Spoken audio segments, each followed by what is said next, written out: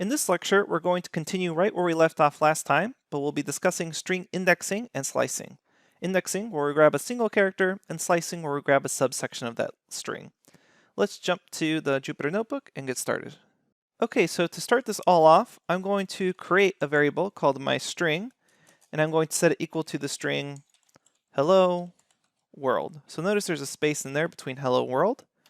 I run this, and let's check to make sure. Okay, so we have hello world there, ready to go.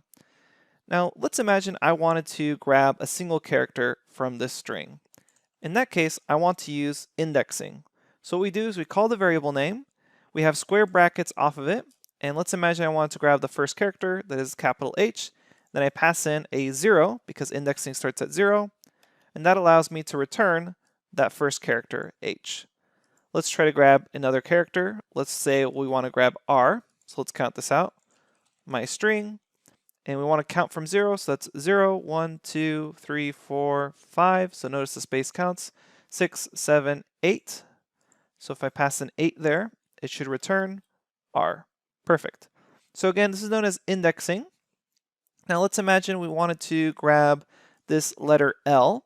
Well, there's two ways I could actually do this. I could say myString at 9, because that's right after that R. The other way I could do it is using the reverse indexing we previously mentioned. So starting at 0 from H, I can go backwards in the string, so that D is -1, and that means this L is -2. So if I say myString -2, I will actually get back that L. And then if I keep going backwards in the string, I'll get back that R, which is right before the L. So I will get back this R right there. So you can use both positive index positions and negative index positions to grab elements or characters from the string.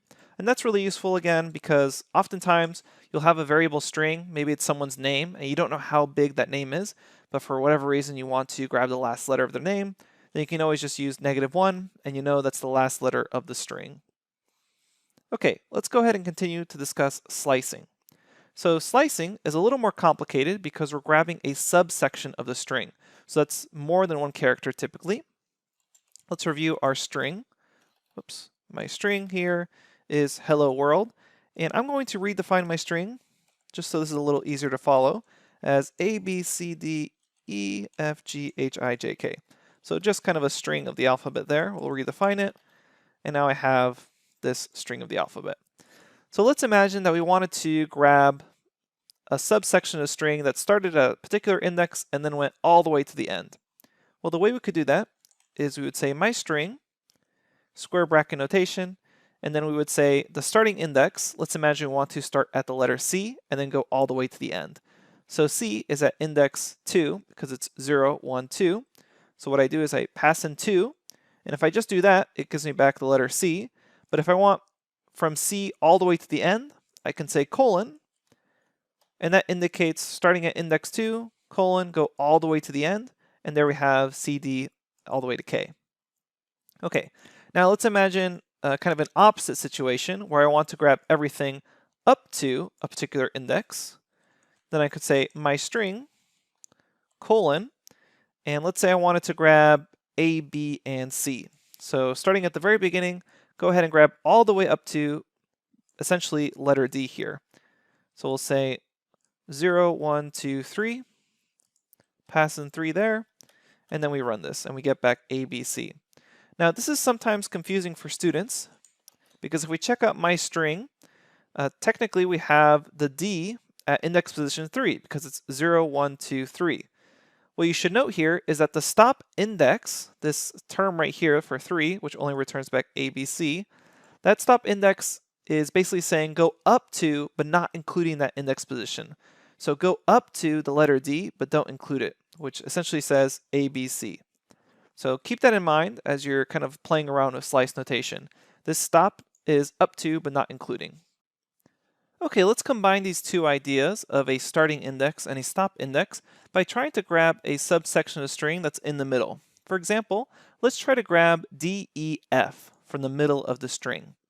The way we can do that is we say myString, open square brackets, and then we start off with our starting index position. In this case, it's at letter D, so that's 0, 1, 2, 3.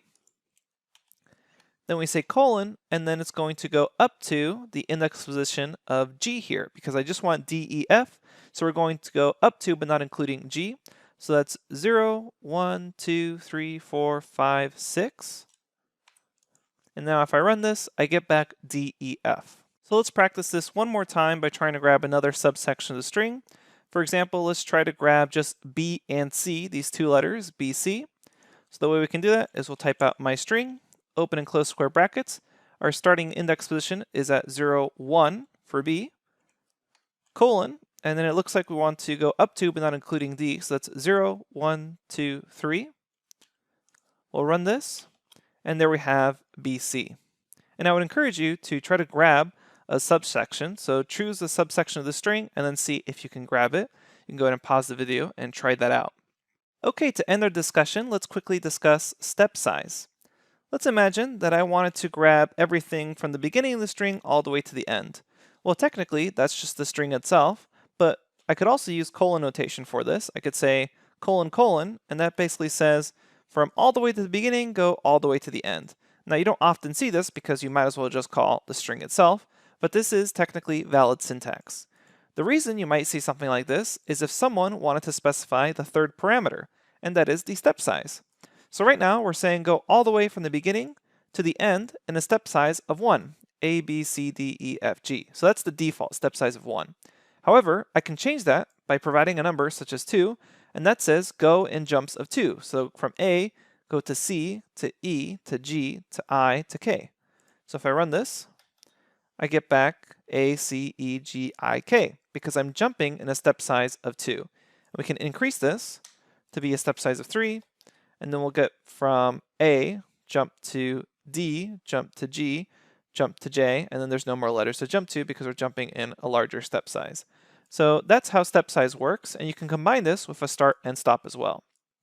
So we could say something like starting from index 2, go up to but not including index 7 and a step size of 2, and we get back C, E, G. So C, then jump to E, then jump to G.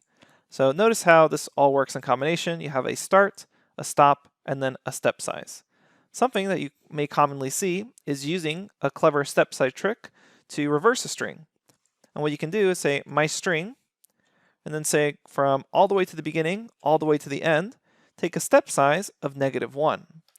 And what that does is it actually reverses your string, because you're saying from all the way to the beginning to all the way to the end, go and take a backward step, which is then K, J, I, all the way to the end. So this is kind of a little Python trick. Often in interviews, people ask you to reverse a string, and they kind of get annoyed by Pythonistas because they quickly just do this nice kind of slick one-liner instead of doing a for loop. But I just want you to be aware of that. Typically in our code, we won't really be using this too much because it's more of a trick, but again, a very useful one at that. Okay, so that's it for slicing and indexing. Coming up next, we're going to discuss a little bit about some useful string properties. We'll see you there.